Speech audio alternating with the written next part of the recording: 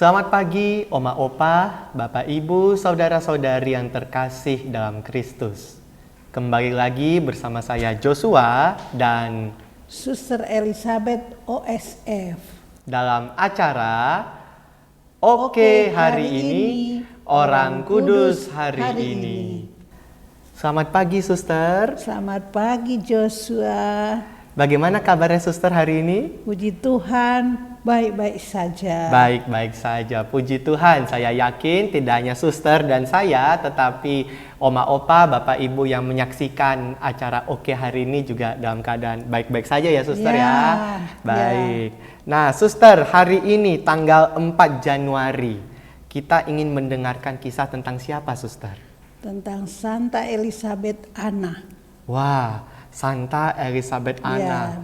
Namanya. Dan dia juga seorang biarawati. Wah, seorang biarawati. Cocok sekali ya Suster ya.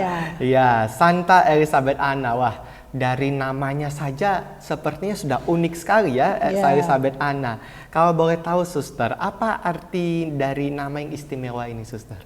Jadi artinya dia dari bahasa Yunani yang aslinya berasal dari Ibrani, artinya Tuhan adalah hidup saya. Wah, keren sekali ya. Tuhan adalah hidup saya. Atau Tuhan saya adalah kelimpahan. Wah, Tuhan saya adalah kelimpahan. Luar biasa. Wah, dari arti namanya saja ini sudah menarik sekali ya Suster ya.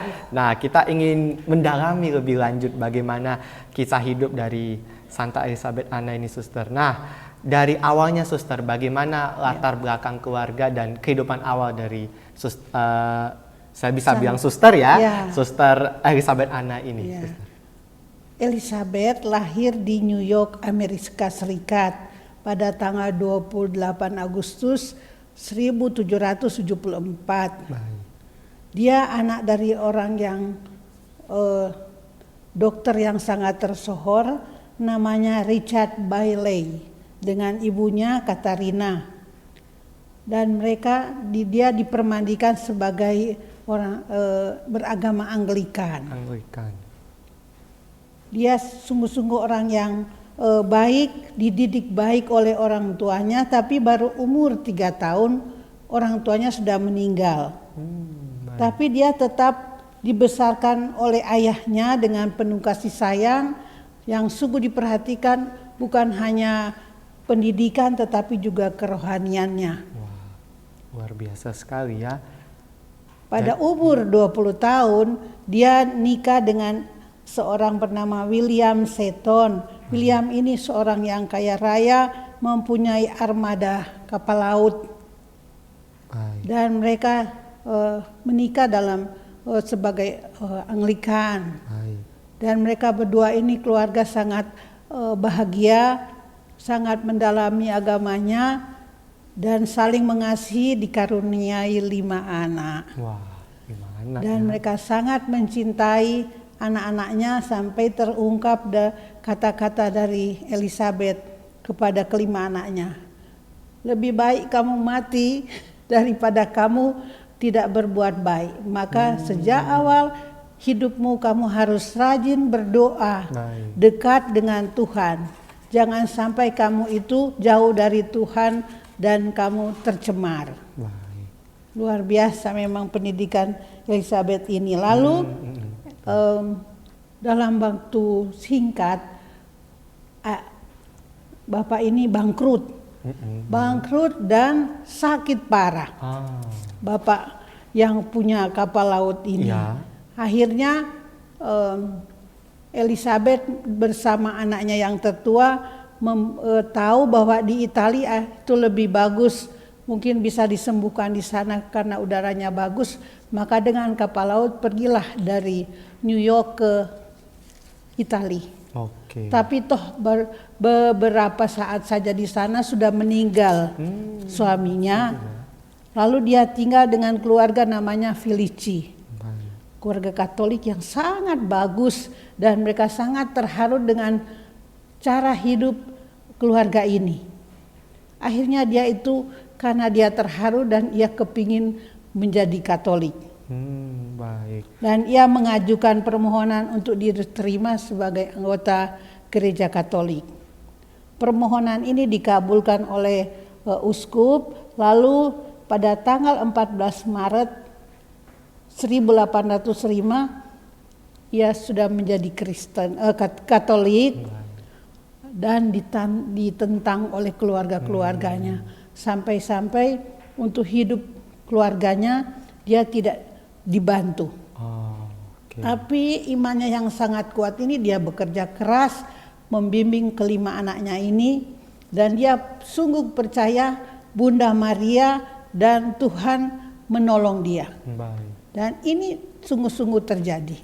Baik, luar biasa sekali ya. Jadi dari yang pertama seorang Anglikan begitu ya, lalu akhirnya sangat terinspirasi begitu akhirnya untuk menjadi seorang Katolik, dan meskipun tadi suster sudah mengatakan banyak tantangan yang dihadapi keluarganya tidak setuju. Baik, ya itu. Nah, saya jadi penasaran bagaimana selanjutnya setelah Elizabeth Anna ini menjadi seorang Katolik, suster. Apa saja tantangan-tantangan yang dihadapinya selanjutnya? Tantangannya, dia tidak diakui lagi oleh keluarganya yang Kristen ini, jadi dijauhkan.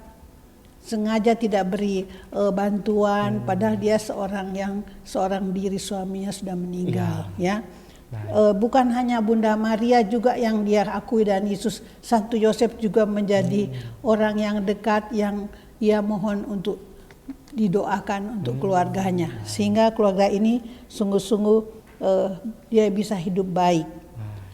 Tapi pada tahun 1808 dia itu datang ke pastor ingin menjadi biarawati.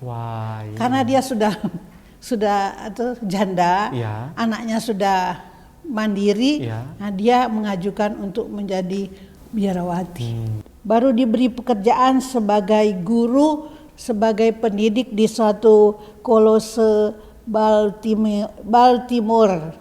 Nah, di situ dia menjadi pemimpin mendidik anak-anak putri Katolik.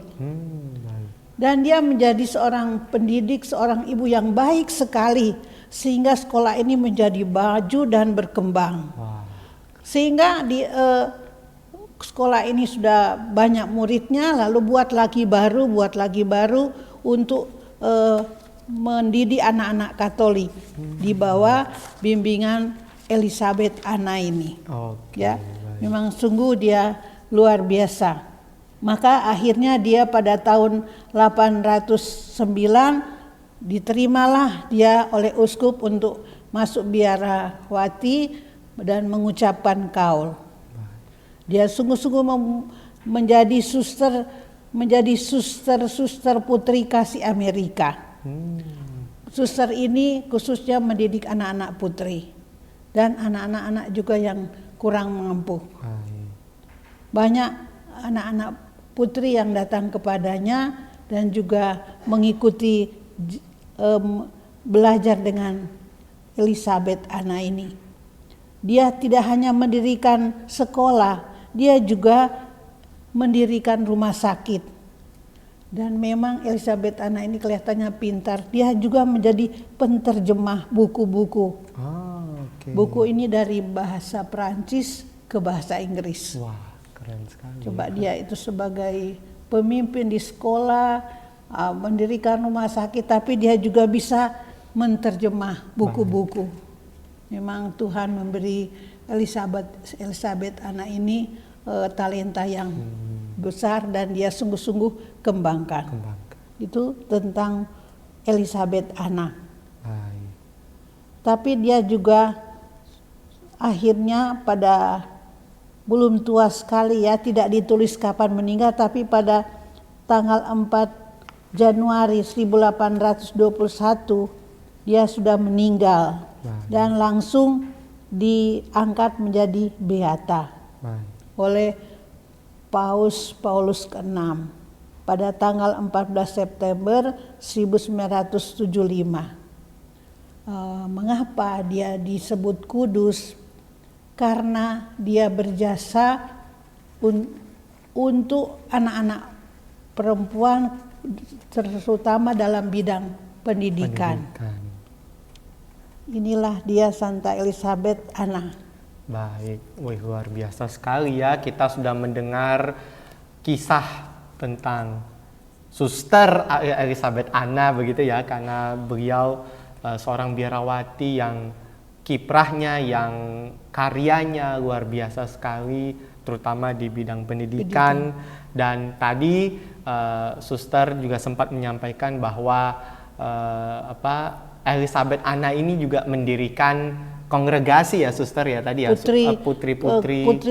Putri Kasih Amerika. Nah itu luar biasa sekali, dan warisan inilah yang kemudian menyebabkan akhirnya Suster Elizabeth Anna ini akhirnya diberi gelar kudus ya, dihormati oleh gereja karena jasa-jasanya luar biasa, terutama karyanya bagi gereja Katolik di Amerika. Ya, baik di bagian pendidikan. Wah ini luar biasa sekali ya, dan saya yakin tidak hanya saya tetapi oma opa bapak ibu juga terinspirasi dari kisah seorang biarawati Elizabeth Anna yang kita peringati pada hari ini. Baik, terima kasih banyak Suster Elizabeth telah memberikan kisah yang luar biasa kepada kita tentang seorang biarawati Suster Elizabeth Anna yang jasanya luar biasa sekali dalam gereja. Dan semoga kisah pada hari ini membawa inspirasi kepada kita semua. Nah, sebelum kita mengakhiri perjumpaan kita pada hari ini, marilah kita berdoa terlebih dahulu. Dalam nama Bapa dan Putra dan Roh Kudus. Amin.